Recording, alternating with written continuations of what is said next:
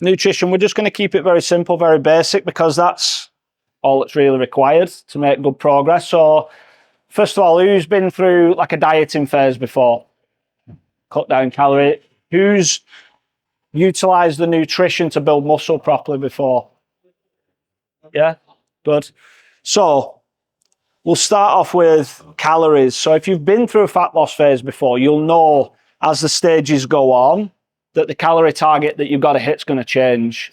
As you become lighter, you require less calories. And that's the same when you go in the other way. As you're building up, as you're becoming bigger and stronger and you've got more muscle mass and you're moving more weight in the gym, your calorie target's always going to change. You're always going to have to keep creeping it up and creeping it up and creeping it up. But like, where would you know how to start? So a lot of people, one of the first questions is, so how many calories do I need to eat?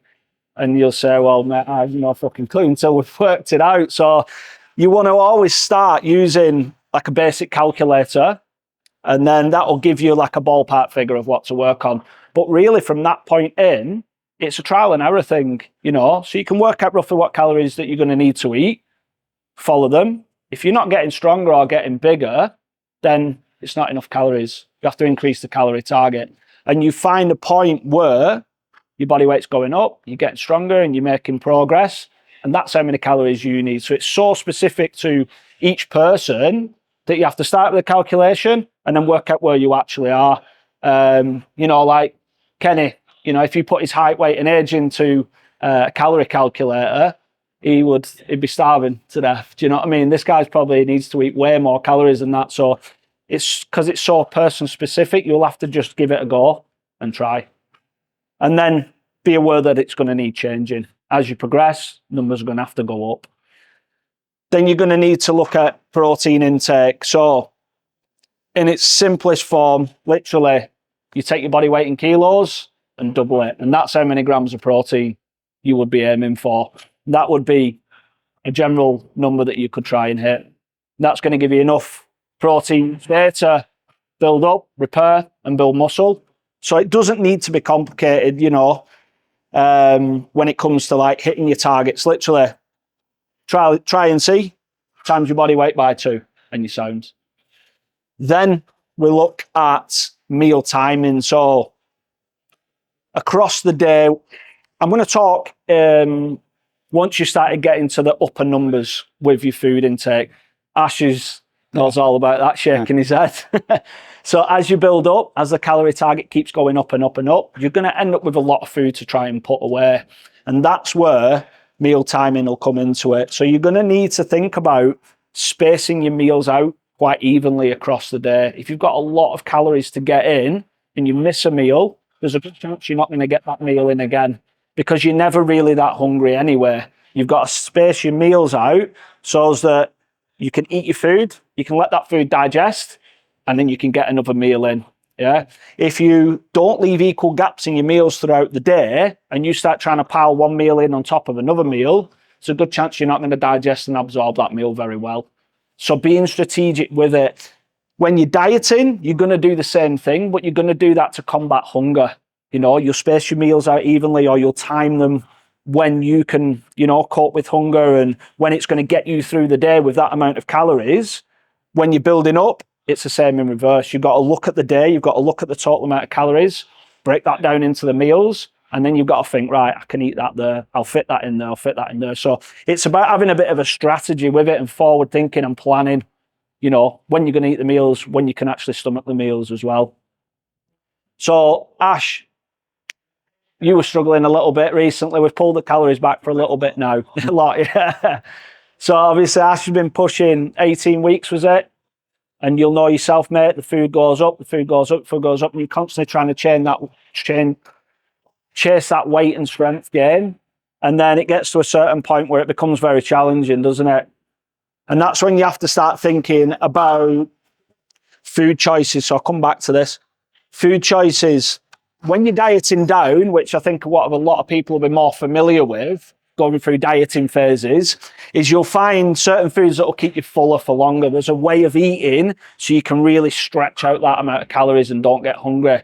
A lot of people, what they'll do is when they switch from that to muscle building, they'll still eat the same foods. And that'll be okay for a while, but once you start hitting big numbers, eating lots of oats, pastas, lots of veggies and things like that, that's not going to work anymore, because you need to eat foods that are easy to digest and calorie dense. So you have to think about the type of foods you're eating as well. So bagels, wraps, granola, things like that, things that you would never eat when you were dieting because they've got too many calories in, they're what you're going to want to eating when you're trying to cram in a lot of calories. Does that make sense?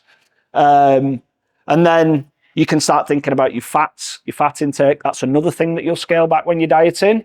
When you're pushing the numbers and you're trying to get a lot of calories in, fats are going to be your friend, because you can get a lot of calories in a meal without even realizing it. You can take for example, a chicken and rice meal. You add 20 ml of olive oil to that meal. That meal hasn't changed in size or volume, but you just added about 200 calories to the meal. If you have, for example, some Greek yogurt and blueberries normally, you put some granola in there and some dark chocolate and peanut butter, you can double the calorie intake, but the meal stays roughly the same. So these are things you've got to think about. You've got to think about getting the most amount of calories in the smallest meal possible. The exact opposite of what you're doing when you're dieting, essentially. Another thing is, well, he's going to touch on it later, but greens. So you can get supplements, like green supplements, when it's just literally a powder, you put it in the water and you drink it. So when you're dieting down, veggies are going to be your mate. When you're cramming food, veggies, you're not going to even want to put them on the plate. So you can get a greens powder, add that, so then you're still hitting that micronutrients that you need, without having to still add that extra volume and the fiber to the meal. And then carb timing. So when you're at the top end of your foods, you're going to be cramming carbs anyway, so you don't need to worry too much about it. But from a muscle building perspective, when calories aren't massive, you're going to want to be bunching some carbohydrates before and after your training. Before, you're going to get the energy from the session. The carbohydrates after the session, that's going to aid recovery as well. So if you are just getting started in the muscle building process and you haven't got lots and lots of calories to play with and lots of carbohydrates to play with, it makes sense to put some before and after. Again, when you're doing that, you need to think about food choices. You know, you're not going to want a big bowl of porridge as a pre-workout meal, because that's going to be sat on you and you're probably going to throw up. So you got to be thinking more like bagels, crumpets, bread if you want to, things like that that are going to digest quickly, easy to digest, and be in your body ready to go. And that's pretty much that. Is there anyone here right now who's on a high calorie diet in a bulking phase, or is it just Ash? So what calories are you on, boys? About 3-5 all. Anyone ever been over 4 or getting close to the 5s? Were you at Ash, or was? I was on just over 4,000, but I was put in 3 to give me a range. Yeah. Because it's hard, isn't it? Like, we're going to cover this in the mindset section. Like, the reason a lot of lads don't gain weight is because when it gets tough, it's like, oh, fuck it, I'll diet again, or they can it off, because it becomes hard. And dieting's a 16-week, 20-week, 12-week block or whatever. Bulking's years. That's the reality of it. That's what you got to get in your mind when you get into this. It takes a long time. You've seen jacked up lads in the gym generally been training for a very long period of time with weights. You know what I mean? You've got to earn the right to have that muscle. Now, just to evolve a bit on from what Johnny was saying, and it's kind of touching on similar principles as the veggies. Ash, you know, when your calories are really high, did you keep your protein at 2 grams per body weight? Yeah. So one thing you might struggle with, and this is where you can actually drop your protein once your calories are maxed. Protein is one of the foods that keeps you fullest the longest. So what you might want to do is, when them calories are sky high, is reduce your protein maybe to 1.7, 1.6, 1.5, so you can get more fats in, so you can get more carbs in. Your protein's through the roof anyway, your calories are sky high. That isn't the issue at that point. So there's little tricks you can add into your your bulking process to help with getting them calories in. Do you train early in the morning? What's your thoughts for on training fasting and stuff like that? So generally what I do with clients is, if they're going to train first thing in the morning, is you'd put some carbohydrates in last thing at night, because obviously if you eat a big carb meal before bed, number one, it'll help you sleep, and then that food's just going to be sat there. You've not burnt it while you've been asleep. Well, you burn a little bit, but that's going to be sat there ready to go first thing in the morning, and then literally just have a little top up with something in the morning if you can. Like, you know, if you train really early, you're up at 5, you're in the gym at past, it's probably not time for anything to eat, but generally would load up either a supper meal or make sure that that evening meal, that last meal of the day is high in carbs. The other thing you want to consider is like you as an individual. Some people wake up starving and need energy to start the day, like high burners, and then other people can fast till 12 and still get the calories in later. So if you're somebody who needs a bit of food, go for something simple. Could be simple as like rice cakes with honey on, because it's not going to touch digestion, just to give you something. Like some coaches will take everything right back to its more scientific form, but generally, 99.9% of people, they just don't live in that way, so it's not applicable unless you're a bodybuilder, a professional bodybuilder that just eats, sleeps and breathes it. Some of the stuff is just pointless even talking about because you're never going to do it anyway. It's never going to be applicable. So just literally what we've been through there, that is all you need to make great progress. And then consistency as well. Yeah. So What would you say are the most important meals of the day and why? If you had to pick any, if you had to pick what the most important one would be, time and focus on. I would go pre and post. Pre and post, so energy to train, food and nutrients to recover afterwards. How much post-workout are you going to be aiming for? If that's where we want to be sticking our carbs. Because we've worked out, can we have double the carbs, triple the carbs? That's going to be dictated to by your total calorie intake for the day, I suppose. And I would say that's probably person dependent as well. How much do you want to eat post-workout? Some people can't stomach a big meal post-workout. Some people are ravenous and want to eat a massive meal post-workout. So I suppose you're dictated to by how much you can eat by the total amount of calories you're eating. But carbohydrates wise, I don't really know. I would never really look massively into that. 50 grams plus, a staple solid meal. But your overall totals for the days is where the focus probably should be. And would you say session dependent would change the way you do your post-workout? For example, if I just did a bicep and tricep workout. 100%, yeah. So if it's a leg session, you're going to require more energy post-session.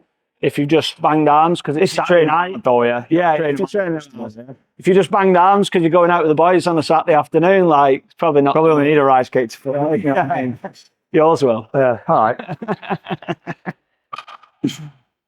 The other thing you do want to consider is, obviously, when you are at them higher thresholds with calories as well as your job, let's say you've got to get in 4.5 hours and then you've got to travel half the country and your brain's got to be wide up, ready and fresh. You just had a massive carb meal, you might be ready for bed. So you've also got to understand what sort of person you are with carbs. I know myself, if I have carbs at brekkie, I want to go back to bed. So I push my carbs back as much as I can. But again, person dependent, you've got to understand yourself and what works well and what doesn't. So there is a lot of trial and error with it. Yeah. Especially as calories go higher. These are the principles, and then it's up to the person or the coach to try what works. Stick to it for a couple of weeks, tweak it again, and then over time you'll find, like Zach can very clearly tell now, carbs in the morning don't work for me, make me tired. That only comes through repetition of keep monitoring your food, checking what you're eating, checking how you're feeling after the meals and stuff like that. If, like somebody who program hops, if you diet hopping, you're never going to get to know what works. You're never going to get to know if certain foods give you digestive stress. You have to stick to something, see what happens. Try something else, see what happens. And that's all the coach. The principle on hoppers are, they just don't want to work out. Yeah, they don't. Consistent. That's all. If you want to find an excuse for why something's not working, don't want to blame somebody else. They're probably a coach hopper as well. They do 8 weeks with a coach. Nah, I don't like them. It's their fault I've not done this. Then they jump to somebody else. Then they jump the diet. Then the training. And then they're just in this little ring of just shit, basically. What would you say from experience from listening to clients? What is the secret? Because we're always looking for the best training program. We're looking for the best food to eat to make us grow. What is the actual secret that people are looking for? Consistency.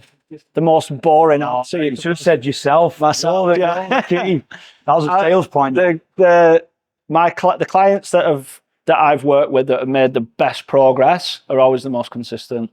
I've had a couple of lads, like ex-military lads, and they are fucking machines, and they just do it day in, day out, day in, and the progress doesn't lie. I don't know if you've seen Darren. Darren Tite. Has anybody seen Darren Tite? Guy was like a little dad bod, and then he was absolutely jacked. Just consistency. 12 months. day in, day out, tracking it, working hard in the gym, and that's it. And that's if you want to maximise it. That's the end of the continuum you want to be. Yeah, he threw up twice in his first session. Yeah, he had a wash and finished the session. Fair play to him, like, but yeah, that's it. It's so boring, you know. It's consistency because we don't want to hear that. No. Are you sure there's anything else? No, there's nothing else. Yeah, that's it. It's not tempos, mate. No, that's it. And that's what's, I feel like as a bit off topic here, but as like a team of coaches, I feel like that's why we've kind of struggled to really push through on social media, because we just don't enter the bullshit. We keep it very straight. And as a byproduct of that, we're pretty fucking boring, because there's not like an exciting new workout that we've just come up with that's going to get shredded in 6 weeks. We've been preaching the truth for a long time, and the truth's pretty fucking boring at the end of the day. You've got to be consistent. Does anyone know any bodybuilders? This is a general rule of thumb. They're pretty boring people in regards to what they do. You know what I mean? Because they just love what they do. So they wake up, they eat the food, they train, they wank over barbells, they go sleep, they repeat, they train. And it's just a continuous process because that's what they love. But that's what gains that maximum. Yeah. That's why they all do it like that, because it is the best way. Yeah. What advice would you give to somebody then who's not quite like a bodybuilder? That might have holidays planned, that might have family dues planned that they want to be in shape for. How would you schedule their training and nutrition to suit certain goals throughout the year without being super boring? So we always plan back from events and holidays and things like that, and utilise the periods of time that there aren't any social events to double down, make sure everything's absolutely bang on. And then if, for example, it's like a social event at the weekend, you'll pre-plan from that 3-4 days out. You'll make adjustments to training and nutrition to make sure that that doesn't impact what you're doing at the weekend. Connor's very good at it. You've got a heavy social life, aren't you? Do some partying and that, don't you? But still managed to make some really good progress. Because You like party? Yeah. You like party? Because it's pre-planned. You'll work out, shave, if it's a dieting phase, you'll shave calories back in the days running up to your social event. And then holidays the same. You know, you'll think about the event and work back from it. If it's like an impromptu thing that pops up, you bump into your mate, go for a pint and get in at 6 in the morning, then you're going to have to catch that up the following week. So what the changes that you would normally make running into a social event, you do that on the other side of that as well. So when you increase your calories, is it better to do like shorter, like say like 200s, bigger jumps, than looking at just eating that amount of food? I would say smaller jumps. Yeah, you'd want smaller for a number of reasons. But there is like, I've got some clients who don't mind gaining body fat, and they just want to feel powerful in an off season, and they like filling the t-shirts. They don't mind if they've got a bit of a tag. So the carryover mentally, they'll be hitting their training sessions way harder than if they was just tinkering along. The majority of people, I'd say, are smaller jumps though. So again, a lot of what you learn today is always individual to you as a person. Yeah. You want to, in a building phase, be monitoring body fat. The lower you can keep your body fat, the better as you move through the process. So if you're taking massive jumps in calories, there's a chance that that's going to get out of hand. And as we know, when calories go up, all the little extras creep in as well. A bit more oil, a bit more sauce, a bit more this. So you might think you're at 3.5, might be at 4.2. Yeah. You know, Costa coffee, cappuccino, there's another 500 that you're probably not even thinking about. So the things do creep in a bulking phase. Well, when you're dieting, you're fucking on everything. So if you're on 2.4, you're probably on 2.4 because you watch everything. Yeah. When it goes the other way, where is it now? Getting soft. That happens. And everyone's done this at some point when they've done a bulk. So it's just finding that balance with that. So you heard the term maintenance, haven't we? So you got like your maintenance amount of calories that you can have to maintain your body weight, activity level, and the rest of it. Your surplus is only small. So if you imagine it on a graph, it's only a small zone you can actually go in before you overreach, and then you're just gaining body fat. Because your body only needs so much energy, then it needs a bit more to grow. Then that's where the consistency factor comes in. So now be consistently in that small surplus. But if you go over it, that's when it starts piling on. Whilst with a deficit, you can go as low as you can tolerate. And obviously, the lower you go, the faster you drop. Yeah. But the other way, time, consistency, the boring shit, small circle. Do you know what I mean? That's a good point as well, to bring it back to your calorie target as well. When you're setting your calorie target, before you was to move into a surplus, that would probably be a good strategy as well, is to find maintenance, find what you can eat and gain no weight and your body doesn't change. Then increase that by 200, 250 and take it from there.